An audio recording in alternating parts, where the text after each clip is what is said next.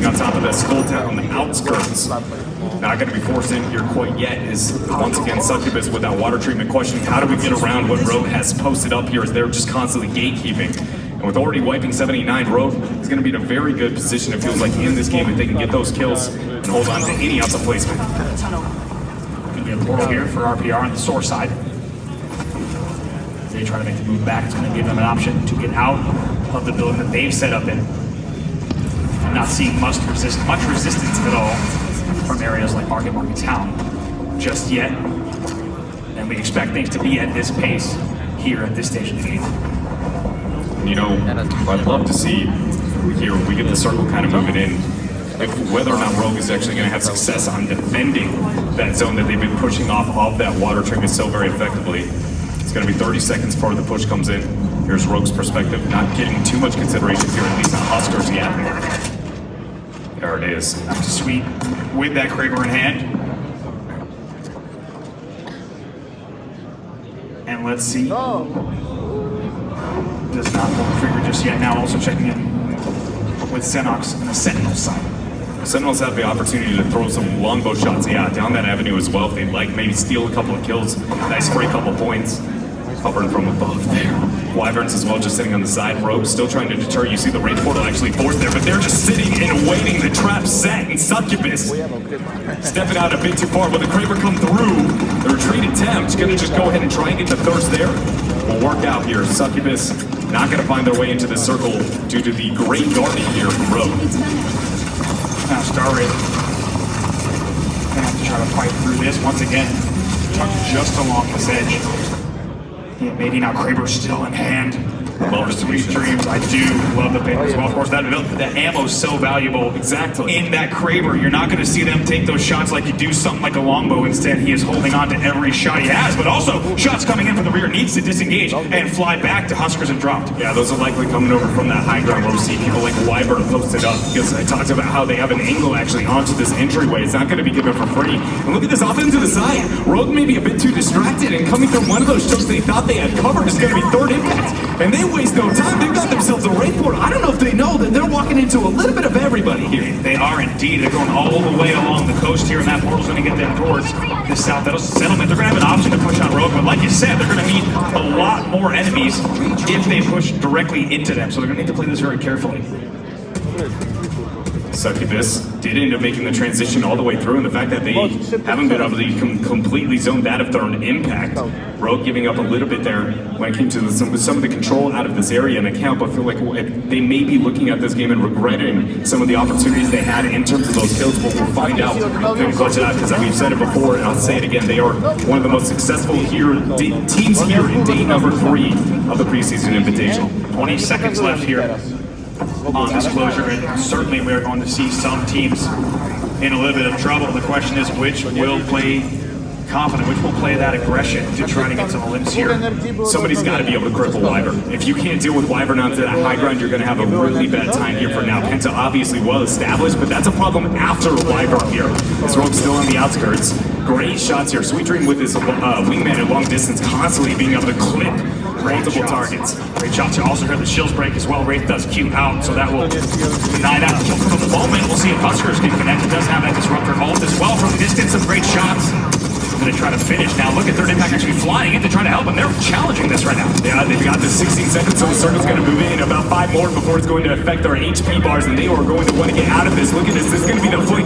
Balunji needs to get the all in here because everybody taking so much damage from that circle. And look, you see the traps they're set onto the side. Great shots from him, but he needs to fly in. He's going to be careful. His teammates are dropping. Fieldler has also gone down. Now it is a 1v3 for them. Rogue still looking good, and that'll be it right there. And that's going to be Fieldler who falls as well, and now also Forsaken who goes down. Last kill attempt here, trying to get in front of is going to be that Wraith. Don't think she had the Into the Void. Husker throwing out some shots to ensure that. Not going to net themselves an extra point there. 3 kills here, just looking at dropped alone for the Rogue roster. 13 left here in this lobby. Sentinel sitting on the high ground, glancing now over to where we see Wyvern. We did just see another kill coming in for both Wyvern and NRG.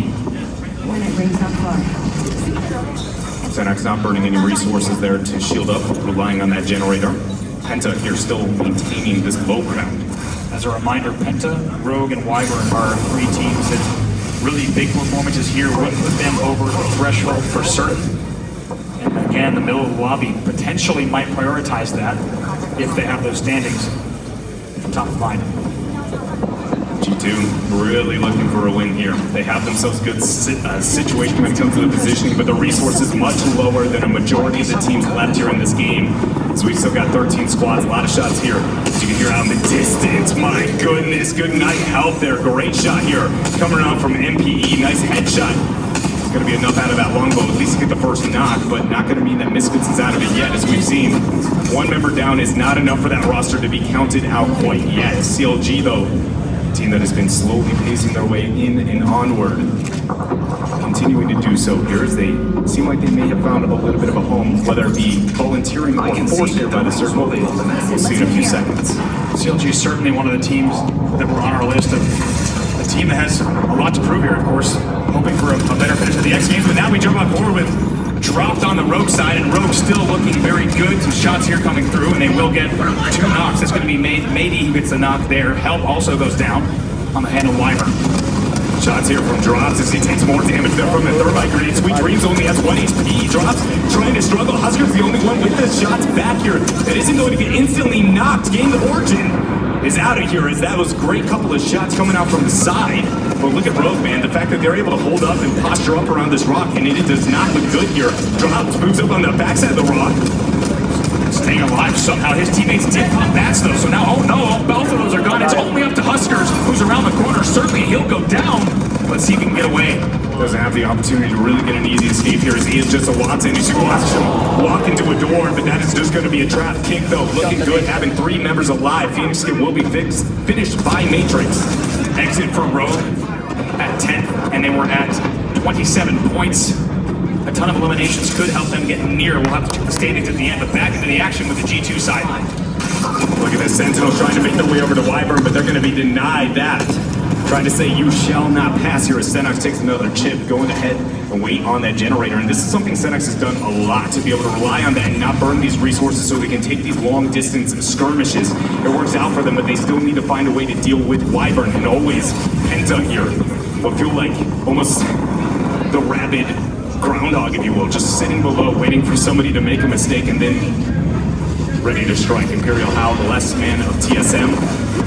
Penta knows that they are only 22 points away from the 50-point threshold. Okay. Kick trying to make the push here. Taking a lot of damage. 90's going to be the first to drop, and also CLG in a different area, taking themselves a battle. Madness out of this. No, he goes down. That will be an exit for CLG as well. They're in 13th. They exit at 8th place now. Back up with Penta in a whole lot of trouble. Mesh goes down. Penta has been so well established for an hour, but then when the fight actually matters, the NRT has enough to be able to threaten them off. Only one person alive. It's Orax as he takes a couple of shots there from the right-hand side. Has an opportunity to heal more. Almost thirsted there. Could get a shield swap if he would like to do so. Maybe the purple on his side going to be available. We'll find out. Res attempt. Seems like Besh will be back with us. Able to get that res also. Of course, that Watson ult will help. Now on board here with Ace, and he's getting melted. Very low HP, pops a cell. Gonna be right with the Peacekeeper around the corner if someone does rush frag out as well. I mean, oh, that they didn't push that. Gonna give it pop another cell. Does have another frag. Gonna queue out. Can't get around the corner though. They might have been able to hear that audio cue and knowing that they got the sick kill. Another grenade comes through. I don't think Ace is gonna be able to make it out there. He's out. Penta Orax, lots of down with that Arc Star. What a moment there. It looks like another revive. Orax getting Penta back in this game. Was the only player alive for a moment. Able to get not only the revive, but also the kills there. Going to continue to put them in a good position to potentially be the first team to cross the 50-point threshold. Kick is on the lower ground here with G2. We saw them trying to defend. We know that we still have a couple of teams waiting above to be able to deal with this, and I can't help but wonder, do any of them have some maybe Pathfinder zip lines for a couple of trapeze, because it may come down to it as we see the circle closing in, only a couple of structures available, and right now it's owned by G2 on that lower floor. Sentinel still waiting. Free zip out. 32 seconds here on the move, so likely not too much risky action to come here. They're looking to push this building before they make a big play. I actually don't think that's going to be any interest towards a survivability zip line. I actually believe that's going to be for a kill opportunity later as they move into this final circle, but they want to wait until they're distracted here by Penta. They've had a lot of time to look at this fight and decide what they want to do. What a huge set of plays there. The ring Borax to get The entire Penta team back on purple armor and ready to fight and potentially take this battle here. Some great shots from Zombs at that ult. You see Xenox there actually took the low gun. They wanted to go. They're ready to be able to take this game. There they go, and we've seen teams win games from this position already in this tournament alone. Some great shots there. They should be able to get that. Yes, indeed, not with Penta going down. Penta is out of the game right there, and now only 4 squads left. High ground still controlled here by Xenox. If the heal off comes off, they should have the upper hand. G2 taking a lot of skirmishes here. We'll see if Xenox actually decides to push with 2 members in the downtime or allow them to be able to heal up. It seems like heal up is the call. Who has the golden backpack? Raid portals have to be preset if they're going to have an opportunity to survive. This is the heal off. Notice one ticket damage has already been taken there by Retzi. If that is enough to put him below the threshold, he'll actually die with 3 ticks, which means he's 1 survivability less here than 0 nothing. We do see 1 medkit here. Actually might have been the beginning of the end. Let's see if they pressure. They go down and they pressure 0 nothing. That's enough to raise this. The only thing that should matter at that time, but they tried to take the counter trade. Mimo up on the top, and look at that. It seems like G2 has done it.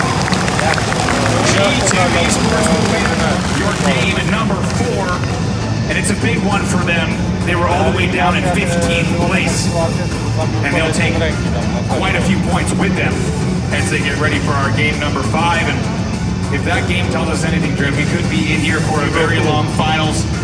That's the first time we saw Navi and 79 struggle early. You gotta wonder if that's due to pressure and target prioritization from the rest of the lobby. Yeah, you know, and it's hard to gauge because when we go back to, like, let's ask the players on the ground floor, what would they maybe gauge that to be? Word for word, Rogo, these kids are crazy, right? It's so hard to be able to gauge that because from different angles, it looks like, oh, that would have been the missed player. This looks that crazy. It's hard to tell what's going on through the minds there of our top teams. Yes, indeed. To take a look at the standings and also break down that last game, let's go back over to the analyst desk. It's going to be Fallout, Jamerson, included. Bravo, thank you so much. Appreciate it. And great job as always behind the mics in match number 4. Again,